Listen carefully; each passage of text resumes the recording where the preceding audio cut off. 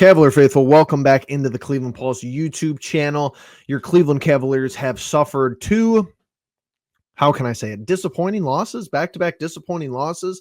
Let me preface a lot of what's going to be said in this video. First of all, I'm aware of the injury report. Evan Mobley, Isaac Okoro, Caris LeVert. Fully understand. You're going to hear some stuff in this video. You're going to be like, overreaction. Simmer down a little bit. That's what you're going to want to be telling me. It's only 2 games. Good. That I hope you're thinking that, and I hope you're feeling that, because I want some pushback on this, because I'm going to get a little irrational, I think, and I'm going to put that out there. So, the Houston game, you missed the free throws. Garland, absolutely disgusting, honestly. He's been clutch all year. I will fully admit that. But you get fouled. You miss 2 out of 3 free throws. You even get a chance for another opportunity after that. All right, you lose that game. Okay. Houston's a good team, second in the East, whatever. Tonight, I don't know, man. 76ers without Embiid, and playing a lot of guys who really shouldn't even be on an NBA court, in my opinion. Like I said, I know about R3 injuries, but at the end of the day, I got a couple things to say. I just need to get them off my chest really quick. I hope that you'll follow along, listen to the video, hit the like button, hit the dislike button if you hate it. Comment down below what you don't like. Talking point number 1, just off the top here. Nothing scripted, no notes, nothing written down, off the top. Evan Mobley is clearly the most valuable player on this basketball team. I think that's been apparent since he's been out. That's nagging injury. It's not great. It's not severe, but it's not nothing. Something that's going to have to be monitored, especially going into the All-Star break, especially going into some time off. Very intriguing how that's kind of developed and how it kind of came out of nowhere, and then it's been a multiple game thing. 3 games, I believe, minimum. So he's definitely our most valuable player. He's our best defensive player. You could tell defense is terrible without him. Actively bad. You know, it's not like it takes a little bit of a dip. You know, they're terrible. Sure, they only give up 109 to the Rockets, but 132 to the 76ers without Embiid. I mean, and Doherty's on the call. It's just one of those nights where all the baskets are going. Defense is terrible. We go into the zone. We lose people in the zone, which I liked the zone concept. It didn't work tonight. Didn't really work against the Rockets. Getting blown by. Donovan letting guys go right behind him. Jared Allen has turned up soft these last 2 games, and I don't know, man. Missing Mobley big time. Like I said, DG is not being clutch. The lights being too bright, that accusation, that meme you see everywhere, it's going to stay with us. Just a friendly reminder that this team still hasn't won anything. They won 1 playoff series last year in a series against the Orlando Magic, which the Cavs were heavily favored to win, in a series that went 7 games where the Orlando Magic scored more points in the series than the Cavs. So I made a video last season that was something along the lines of calm down, Cavs fans. And it was saying, hey, we weren't playing that good, but calm down. They'll be all right. They're still a playoff team. They're still going to, contend to win a series. And at the time, it was still, it was me basically saying, simmer down on the negativity. Right now, on January 24th of 2025, I'm actually saying simmer down on the other side. Let's not go, NBA Finals favorites should be easily winning the East, should easily be getting out of the Eastern Conference. No, NBA does not work like that, bro. I promise you. Just doesn't. And is this team considerably better than last year's team? Absolutely. They have better players. Ty Jerome wasn't on the team last year. He goes for a career high tonight, gets absolutely wasted. 8, 9 threes, whatever the number may be. Yeah, we didn't have him last year. Is Niang playing better this year than last year? I don't know. Decide for yourself. You didn't have you didn't have a piece like Jalen Tyson who could give you some bench minutes. I actually like what I see from that kid. I actually think he's on the Josh Hart, career trajectory, Josh Hart light. I think they should play him more. I think he's more playable than Sam Merrill. Might be controversial, but it's just kind of how I feel right now based on these last couple of games sprinkled in. Merrill's kind of like a traffic cone out there. And, if he doesn't make his shots, it's like, what's Buddy doing? Yeah. My concern level is not high. I'm not saying that, my concern level was a 0 and it's moved to about a 1.5, maybe a 2. And it's just an all-encompassing, set of factors. Injuries, defense, not being able to make free throws, just stuff on the margins that championship level teams get right by the year end and head into the playoffs and in the playoffs. So concern level still low. I just want to come on here, get some stuff on my chest and rant, and talk about what has gone wrong so they could fix it moving forward. And, we could continue to win games. We could win the Eastern Conference. We could win the Eastern Conference Finals and go to the finals, because that's the end goal. The end goal. And once again, the end goal is not to win 2 playoff series. The sport is not linear in progression. No pro sports are.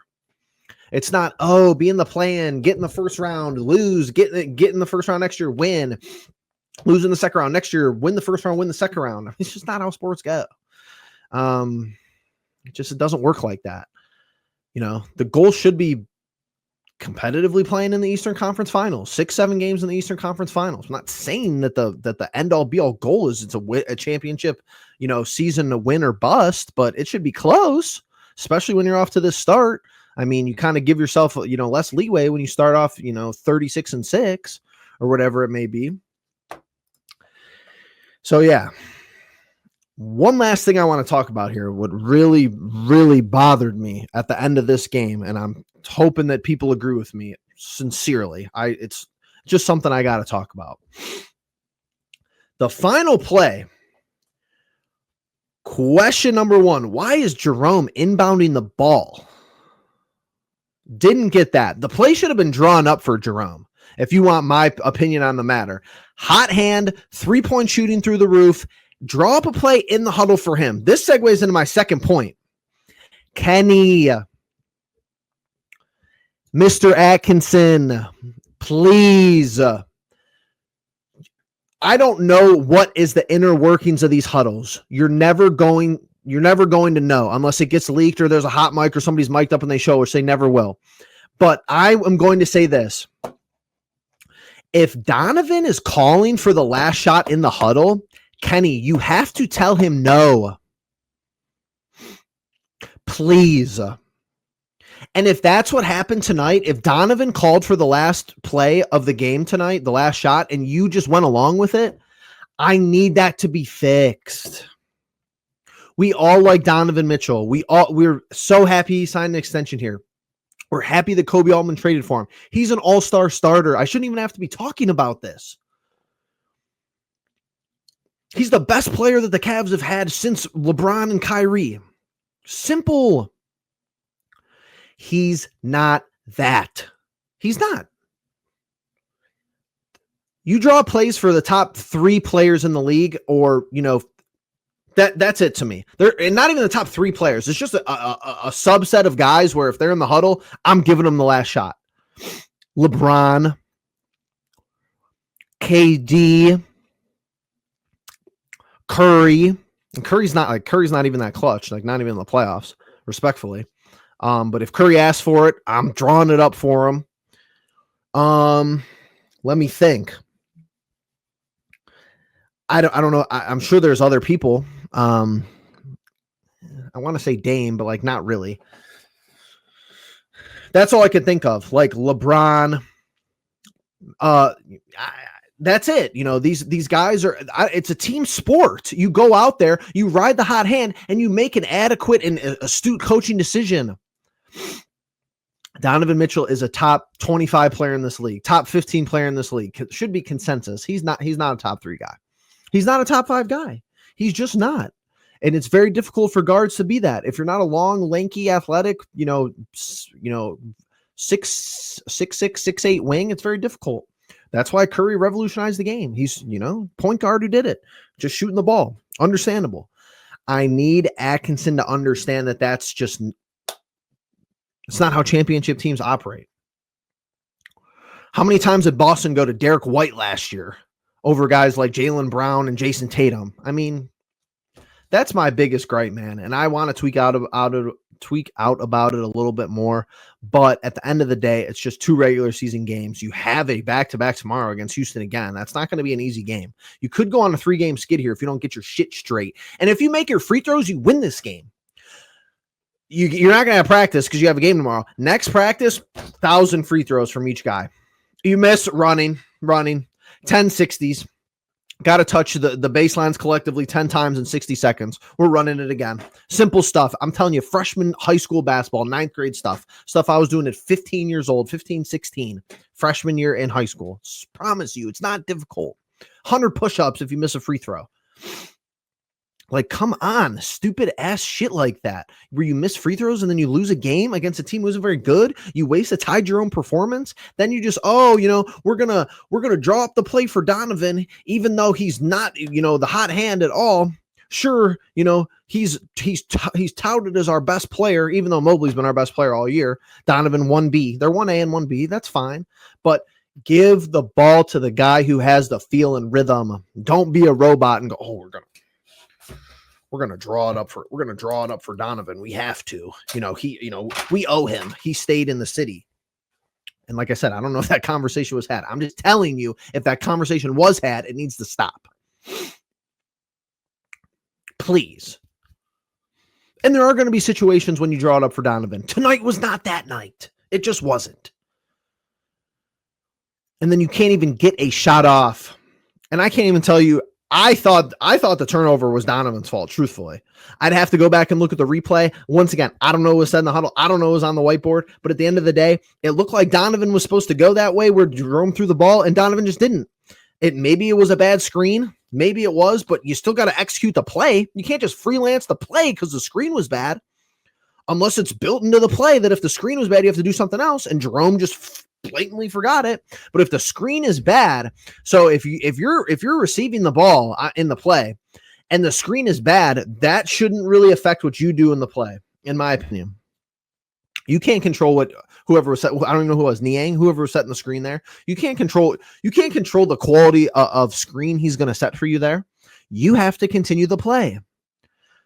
Could have been Jerome's fault easily, but to me, it seemed awkward for Donovan to be going toward the ball, how the inbound play was set up. It seemed like where the ball was thrown was the open part of the court to me.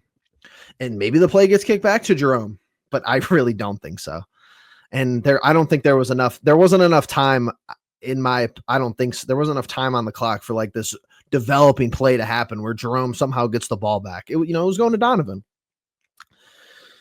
So yeah. Feel better now. Had to rant a little bit. Cavs are still fine. Eastern Conference first seed.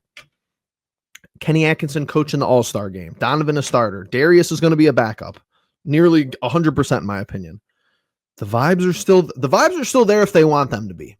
That's what I'll say before I wrap up here. If we go into the locker room and sulk, and we come out tomorrow and lay an egg, and we shoot like shit from the free throw line again, and Donovan's asking for the ball and chucking up shots, and there's no continuity, and the zone looks like crap, and there's no good injury news with Mobley and Okoro and LeVert, and everything's all doom and gloom still, then that's going to be on them. They get to choose where they go from here, and that's fun. That's important.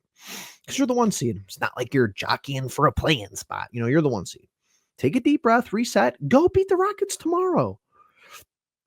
Simple as that. Something that is also simple as hitting that like button, commenting down below, sharing with your friends. And thanks for watching the entirety of the video. And I appreciate you being the pulse of it all. Peace.